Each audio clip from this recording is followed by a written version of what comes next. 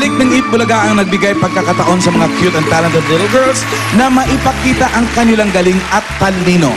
Isang tatak Eat Bulaga. Ito ang Little Miss Philippines. Noong nakaraang linggo, nakilala natin ang mga Little Miss mula sa registration sa mga Pure Gold stores at auditions na ginanap sa iba't ibang lugar dito sa Pilipinas. Kilalanin po natin ang unang aspiring Little Miss Philippines mula sa Quezon City. Siya ay anak ni Michael at Christine Arteta. Eto na, si Avienda England Serenice Arteta.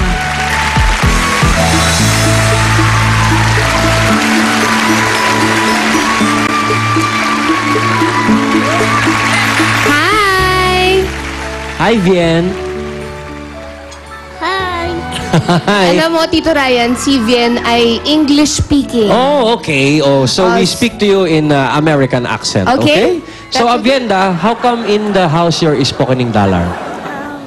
I'm fine. Oh, yes, sir. No, why do you speak English and in not the house. Filipino, Avienda? Because I live in Quezon City. Oh. Kinakausap na magulang to ng English palagi at sa school. Vien, we learned that you wanna be an animal doctor. You wanna be a veterinarian. Yes? Animal Doctor Victorian. You want to be a veterinarian? You want? Why? Because I want to help pets to take better. You want to make the animals better? Do you have pets, At home? Vien? Yes. What are your kind? pets? Eng, Ziken, Pink, Berta, and Lulu. What are they? Dogs. Oh. All dogs. Who's your favorite dog? Egg. Why? Because there's one puppy. Oh, okay. Oh. Vien, a lot of children are scared of animals. Oh, stay here, stay here. What do you want to tell the children if they're scared of dogs? Specifically, if they're scared of animals, specifically if they're scared of dogs. They're not scared of dogs. But No, if what do they you are? wanna tell kids that are scared of dogs? Don't be afraid. Why?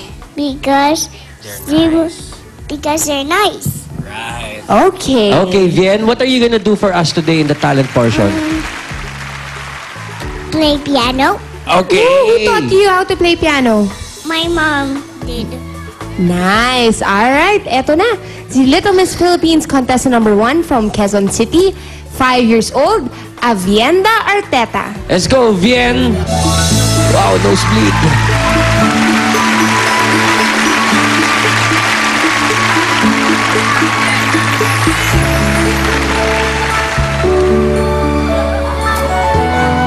Hello, everybody. My name is Avienda, and I am 5 years old.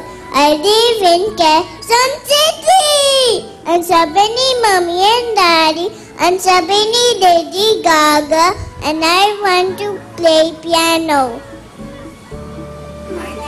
I thank you.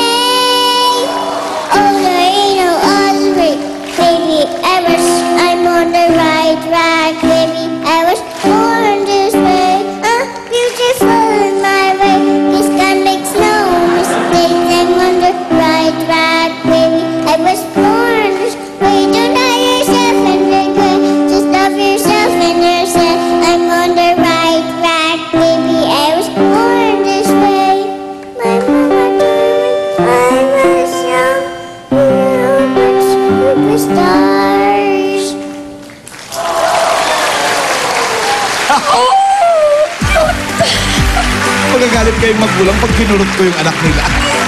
mapoforgive ka naman nila dahil siguradong hindi lang ikaw ang nakyutan kay Vien. Maraming salamat kay Mami Tin and kay Daddy Mac. At Siguro panda si Daddy Mac. Siguro nga, no? Keyboardista. Let's continue. Okay, thank you, Vien, muli. At talagang napakaraming bata ngayon na nakakabilib ang talent at talino, kakikita lang natin. Kaya po sa pagpili ng Little Miss Philippines, titingnan natin ang kanilang personality and wit at talent. At kilalanin na natin ang pangalawang aspiring Little Miss Philippines mula sa Angeles City, Pampanga. Siya ay anak ni Victor and Riza Dizon. Ito na, si Riza May Dizon.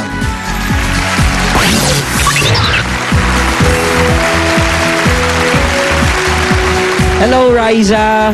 Hello po, kamusta po kayo? Aba, mabuti naman. Kamusta ka? Okay lang po. Raisa, ilang taon ka na? Ang liit-liit mo. 6 po. 6 ka na? Opo. Ikaw ba, Raisa? Nagsuschool ka na? Opo. Ate Pauline, pwede ko po bang makita si Bossing? Kasi po idol na idol ko siya eh. Sige, mamaya. Puntahan mo, ha? Opo. Raisa, ikaw ba pag ganitong bakasyon, ano ba ang hilig mong gawin? Kwento mo naman sa amin. Anong ginagawa mo pag walang pasok? Nagtutulong po ako sa mami ko kasi para matuto po ako maglinis. Wow! Anong nililinis mo sa bahay? Mga gawaing bahay po. Katulad ng... Nagwawalis po. Ang liit naman.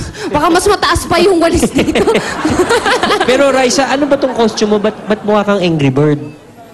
Magtutula po kasi ako eh. Nang? Ng munting lawin po. Munting lawin. Sino nagturo sa'yo? Ate ko po. O sige, Raisa, pasikatan mo na kami ng iyong tula, ha? Opo. Okay, eto na siya. Riza May Dizon. Go, Riza!